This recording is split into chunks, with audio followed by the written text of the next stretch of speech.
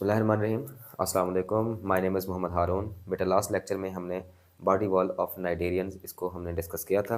Last lecture में हमने सीखा था कि इनके पास दो लेयर्स होती हैं, एपिडर्मिस और गैस्ट्रोडर्मिस, और उसके अंदर मौजूद डिफरेंट किस्म के जो सेल्स हैं उनके बारे में हमने लास्ट टाइम डिस्कस किया था। तो आज का हमारा लेक्चर है feeding and digestion in Cnidaria.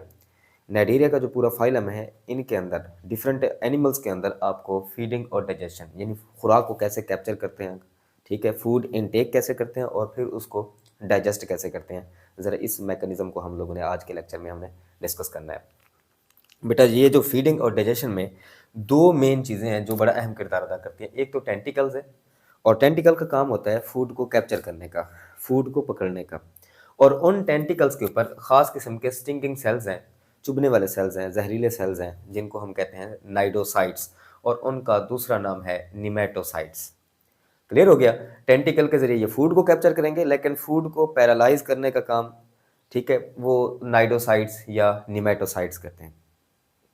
अच्छा, इससे पहले जो हम आगे मैकेनिज्म को समझें, इससे पहले हम समझते हैं कि ये जो नाइडोसाइट्स हैं, जिनको हम स्टिंगिंग सेल्स कहते हैं, निमेटोसाइट्स भी इनको कहा जाता है, ये इनकी क्या प्रॉपर्टी है, इनकी क्या नेचर आपको ये नज़र आती है, ज़रा उसके बारे में हम बेटा डिस्कस करते हैं। अच्छा, नाइडोसाइट्स ये मैच्योर सेल्स हैं। ये इमैच्योर सेल से बनते हैं जिनका नाम है नाइडोब्लास्ट। तो इमैच्योर सेल्स होते हैं एम्ब्रियोनिक स्टेजेस पर, या स्टेम सेल्स होते हैं खास किस्म के, जिन्होंने आगे जाकर मैच्योर नाइडोसाइट्स बनाने होते हैं, उनको बेटा कहते हैं नाइडोब्लास्ट। क्लियर हो गया। तो नाइडोब्लास्ट से आगे नाइडोसाइट्स बनते हैं, और ये इनका सेकंड नेम है निमेटोसाइट्स। निमेटोसाइट ये इस फाइलम की कैरेक्टरिस्टिक है। इस फाइलम के अंदर आपको ये सेल, सारे सेल नजर आएंगे। ये स्टिंगिंग सेल्स हैं, जहरीले किस्म के सेल्स हैं, और large in number on hypostome and tentacles. पूरी बॉडी के ऊपर इनकी जो तादाद है वो इक्वल नहीं होती। ये जो जहरीले किस्म के सेल्स हैं ना, हमने हाइड्रा के अंदर पढ़ा था कि इनकी बॉडी जो है, माउथ के करीब वाला हिस्सा जो है वो ट्राइएंगुलर होता है, उसको हमने हाइपोस्टोम का नाम दिया था। मैं सिर्फ इस वाले एरिया को कह देता हूँ ये हाइपोस्टोम है, ठीक है। इसके इस वाली साइड पे आपको बहुत सारे स्टिंगिंग सेल्स यहाँ पर नजर आएंगे, और इसके अलावा और स्टिंगिंग सेल आपको कहाँ पर नजर आते हैं, टेंटिकल्स के ऊपर ये स्टिंगिंग सेल्स मौजूद होते हैं।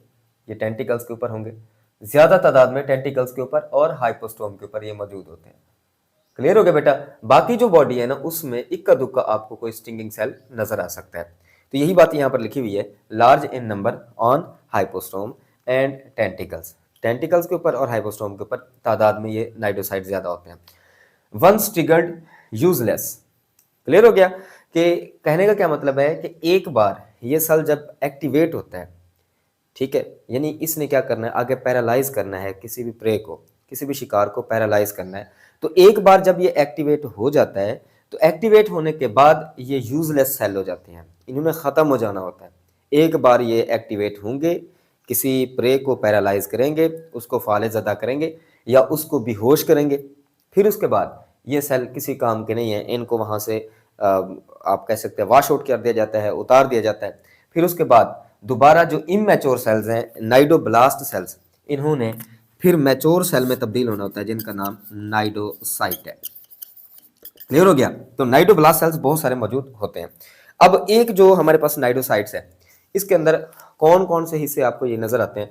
एक सेल के अंदर एक स्ट्रक्चर है निमेटोसिस्ट, एक तो ये आपको उसमें देखने को मिलेगी।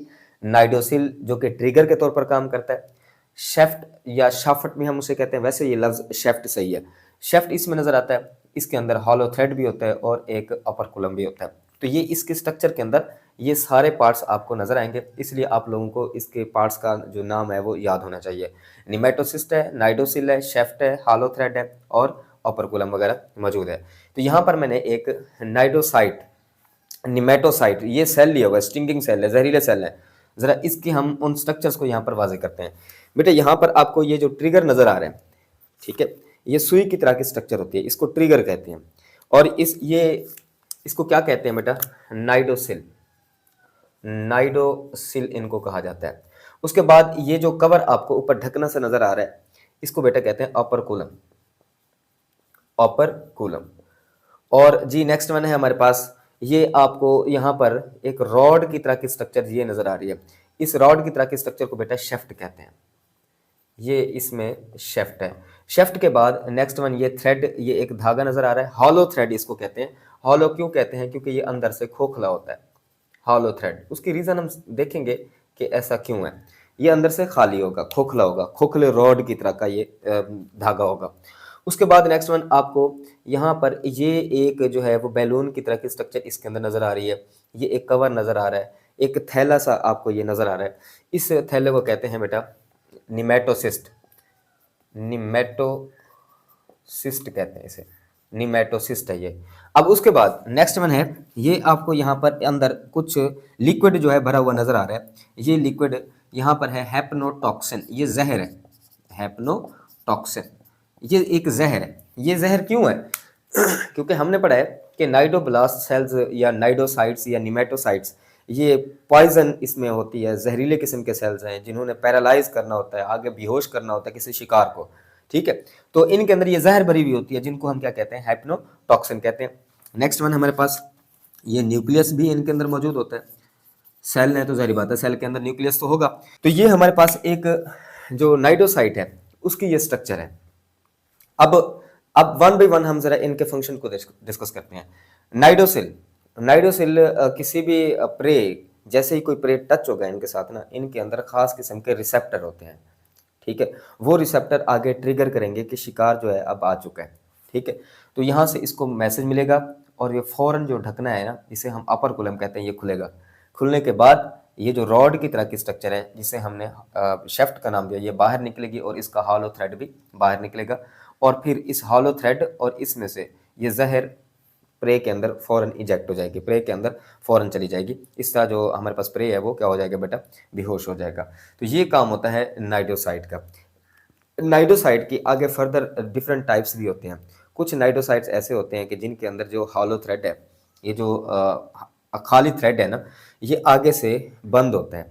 यानी अगर आप इसके हॉलो थ्रेड को यहाँ पर देखें ना, तो यहाँ आपको ये ओपनिंग नज़र आ रही है। लेकिन कुछ हमारे पास नाइडोसाइट्स ऐसे होते हैं जिनके अंदर ये आखिरी ओपनिंग मौजूद नहीं होती। और कुछ नाइडोसाइट ऐसे हैं जो जहरीले किस्म के नहीं होते, उनके अंदर ये जो हैप्नोटॉक्सिन है या जहर है ये मौजूद नहीं होती। इस तरह डिफरेंट किस्म की हम कह सकते हैं इनकी आगे फर्दर टाइप्स बनती हैं। कुछ छोटे छोटे किस्म के हमारे पास हॉलो थ्रेड्स होते हैं, या फिर हम कह सकते हैं नाइडोसाइट्स होते हैं जिनके पास थ्रेड्स भी बहुत स्मॉल साइज़ के होते हैं। तो इसी हिसाब से हमारे पास आगे क्लासिफिकेशन होती है नाइडोसाइट्स की, डिफरेंट उनके नेम है। वो कम्प्लेक्स हमारा लेक्चर हो जाएगा। तो हमने जितना हो सके सिंपल चीज़ों को समझ के अंडरस्टैंड करना है कि इनके अंदर जो है फूड इनटेक कैसा होता है, डाइजेशन कैसे होती है। बहरहाल ये एक सेल को अभी हमने देखा है कि टेंटिकल्स कैप्चर करेंगे, फूड को कैप्चर करेंगे, लेकिन कैप्चरिंग से पहले जो भी खुराक है, जो भी शिकार है ना, उसको बेहोश करना लाजमी होता है, पैरालाइज करना लाजमी होता है, ठीक है। उसको डाई करना लाजमी होता है। तो वो डाई करने के लिए ये नाइडोसाइट्स है, तो इसलिए इनको समझना हमारे लिए लाजमी था। अब जरा हम नेक्स्ट चलते हैं, सीजिंग एंड कैप्चरिंग, कि ये खुराक को पकड़ते कैसे हैं। और उसके बाद सीजिंग और कैप्चरिंग दोनों का मतलब पकड़ना ही है प्रे, शिकार को। ये बात याद रखनी है आप लोगों ने कि ये जो सेल्स हैं बेटा, ये अच्छा ये नाइडेरियंस कार्निवोरस है। ये आपने ऑब्जेक्टिव के लिए याद रखना है कि इन्होंने जो भी शिकार करना किसी एनिमल्स को खाना होता है, किस चाहे वो छोटे से छोटे एनिमल्स हैं, ये उसको खाते हैं। इनकी जो फेवरेट फूड है वो बेटा डेफिनिया या साइक्लोप्स है, ठीक हो गया बेटा। तो ये डेफिनिया या साइक्लोप्स इनकी फेवरेट फूड है, सबसे ज़्यादा ये इनको खाते हैं। फिर डेफिनिया या साइक्लोप्स जैसे ही टेंटिकल्स के साथ टच होंगे, टच होने के बाद ये सेल एक्टिवेट हो जाएंगे। एक्टिवेट सेल, हमारे पास जो सेल है वो क्या हो जाएंगे बेटा? एक्टिवेट हो जाएंगे। अब इसको कहते हैं हम, ये डिस्चार्ज होना, ये सेल एक्टिवेट हो रहा है। ये वही नाइडोसाइट है जो हमने सिंपल स्ट्रक्चर देखी, अभी ये नॉन एक्टिवेटेड है, यानी इसके साथ जो प्रे है, कोई भी शिकार है, वो इसके साथ अभी टच नहीं हुआ। अब ये सेल एक्टिवेट होगा, डिस्चार्ज होगा। कैसे डिस्चार्ज होगा? जरा सिंपल सा हम मैकेनिज्म समझते हैं। डेफिनिया या साइक्लोप्स जैसे ही फॉरन टेंटिकल के साथ टच होगा, तो टेंटिकल के साथ टच होने के बाद ये सेल एक्टिवेट हो जाएंगे और इनकी डिस्चार्जिंग स्टार्ट होगी। ये जो आपको यहाँ पर डायग्राम नजर आ रही है ना, ये डिस्चार्जिंग है। ये सेल एक्टिवेटेड सेल है, इसने अब क्या करना है? उस प्रे को पैरालाइज करना है। तो सिंपल हुआ क्या है? अब मान लें कि हमारे पास कोई ये सिंपल ये एक डेफिनिया है। डेफिनिया जो है फौरन इसके साथ टच हुआ है और इस स्ट्रक्चर का नाम है नाइडोसिल। नाइडोसिल के पास खास किस्म के रिसेप्टर होते हैं जो कि फौरन स्टिमुलस को फील कर लेंगे कि अब शिकार जो है वो टच हो चुका है। तो यहाँ से फौरन एक आप कह सकते हैं पैगाम जाएगा। उस पैगाम के बाद क्या होगा, आगे जो एक ढकना है ना जिसे अपर कुलम कहते हैं, ये अपर कुलम फौरन खुलेगा। तो अपर कुलम यहाँ से क्या हो जाएगा बेटा, ये ओपन हो जाएगा। ठीक है, तो ये हमारे पास क्या था, एक नाइडोसिल था। नाइडोसिल के साथ आगे डेफिने टच हुआ है। डेफिने के टच होने के बाद ढकना बाहर निकले, तो अंदर जो मौजूद शेफ्ट है, ये शेफ्ट फौरन बाहर निकलेगा और उसके साथ थ्रेड भी बाहर निकलेगा। फिर ये थ्रेड क्या करेगा, इसको इस डेफनिया या साइक्लोप्स के अंदर, ये आप कह सकते हैं जैसे कोई कील वगैरह लगाते हैं ना, इस तरह ये सुई की तरह की स्ट्रक्चर डेफनिया के अंदर चली जाएगी। हॉलो थ्रेड डेफनिया के अंदर चला जाएगा। फिर क्या होगा, ये जो अंदर टॉक्सिन भरी हुई है, जहर भरी हुई है, जिसको हम हैप्नोटॉक्सिन कहते हैं, वो इस हॉलो थ्रेड से गुजरकर इस डेफनिया के अंदर आएगी और डेफनिया क्या हो जाएगा बेटा, पैरालाइज हो जाएगा। इस तरह ये जो सेल है पैरालाइज करने के लिए, डाई करने के लिए, मारने के लिए अपने शिकार को इस तरह इस्तेमाल करते हैं। किसका बेटा, नाइडोसाइट का। तो वंस अगेन एक क्विक रिवीजन के साथ इसको मैकेनिज्म को समझें कि जैसे ही ये हमारे पास नाइडोसिल के साथ कोई खुराक टच होती है तो फौरन अपर कुलम हटता है और अंदर से ये जो हमारे पास शेफ्ट है वो बाहर निकलती है, साथ उसके हॉलो थ्रेड भी बाहर निकलता है और वो शिकार के अंदर घुस जाता है। और इस तरह जो इसके अंदर जहर भरी हुई होती है, जिसको हमने नाम दिया है हमारे पास हैप्नोटॉक्सिन, वो हैप्नोटॉक्सिन इस हॉलो थ्रेड, अब आपको समझ आ गई होगी कि ये थ्रेड हॉलो क्यों है, क्योंकि इसमें से जहर जो है वो आगे चलनी है किसके अंदर, हॉलो थ्रेड के अंदर। हॉलो थ्रेड से गुजरते हुए ये कि शिकार के अंदर जाएगी और वो शिकार पैरालाइज हो जाएगा।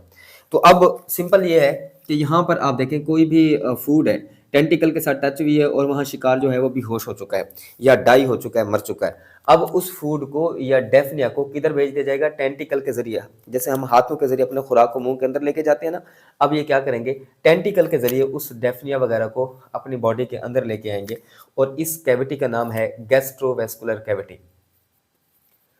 गैस्ट्रोवेस्कुलर कैविटी इसे कहते हैं बेटा। अब खुराक को किधर भेज दिया गया, गैस्ट्रोवेस्कुलर कैविटी के अंदर। ठीक है, ये था सीजिंग और कैप्चरिंग ऑफ प्रे, और फिर उसके बाद उसकी इंजेक्शन हुई है। तो ये आप लोगों ने याद रखना है। अब जरा हम इस वर्डिंग को समझते हैं कि हॉलो थ्रेड पेनिट्रेट करेगा उस शिकार के अंदर, इंजेक्ट हैप्नोटॉक्सिन, उसमें जहर डाल दी जाएगी और शिकार क्या हो जाएगा, पैरालाइज हो जाएगा। टेंटिकल के जरिए कैप्चर करके फूड की इंजेक्शन की जाती है। तो नेक्स्ट समझते हैं कि डाइजेशन किस हिसाब से होती है। अब फूड की इंजेक्शन हो चुकी है, अब उसकी करनी है डाइजेशन। डाइजेशन बेटा यहाँ पर दो तरह की होती है। पिछला जो हमारा फाइलम था, फाइलम पोरिफेरा, उसके अंदर वन टाइप की डाइजेशन थी, उसको हमने नाम दिया था इंट्रासेलर। सेल के अंदर जो है वो फेगोसोम बनाकर या फेगोसाइट्स के जरिए फूड को डाइजेस्ट किया जा रहा था। लेकिन यहाँ सेल के अंदर फूड की डाइजेशन भी होती है, पार्शली सेल के अंदर डाइजेशन होगी, पार्शली बाहर होगी। तो इनके अंदर दो तरह की डाइजेशन होती है बेटा, एक तो एक्स्ट्रा सेलुलर डाइजेशन होती है, दूसरा इंट्रा सेलुलर डाइजेशन होती है। आपने ये याद रखना है कि पिछले फाइलम के अंदर इंट्रा सेलुलर डाइजेशन है और यहाँ पर इंट्रा भी है और एक्स्ट्रा भी है। अब एक्स्ट्रा सेलुलर डाइजेशन में सिंपल होगा क्या, यहाँ खास किस्म के सेल्स एंडोडर्मिस के अंदर, जिसे हमने गैस्ट्रोडर्मिस का नाम दिया था, इधर कुछ खास किस्म के सेल्स मौजूद होते हैं और इन सेल्स को हमने नाम दिया था एंडोथीलियोमस्कुलर सेल्स। ठीक है बेटा, तो आपको याद होगा पिछले लेक्चर में बॉडी वाल जब आपको पढ़ाई थी, वहां पर खास सेल पढ़ाए थे जिनका नाम था एंडोथीलियो ग्लैंड्यूलर सेल, मस्कुलर सेल नहीं, सॉरी, ये ग्लैंड्यूलर सेल्स हैं, ग्लैंड्यूलर सेल्स। ये एंडोथीलियो ग्लैंड्यूलर सेल्स क्या करेंगे, एंजाइम डालेंगे।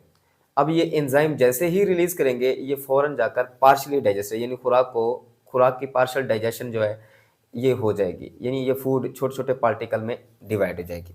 फिर क्या किया जाएगा, इसकी फर्दर आगे मजीद डाइजेशन की जाएगी इंट्रासेलर। तो इंट्रासेलर में सेल क्या करेंगे, उस फूड को फेगोसाइटोसिस के जरिए इनटेक करेंगे और फिर उसकी डाइजेशन करेंगे।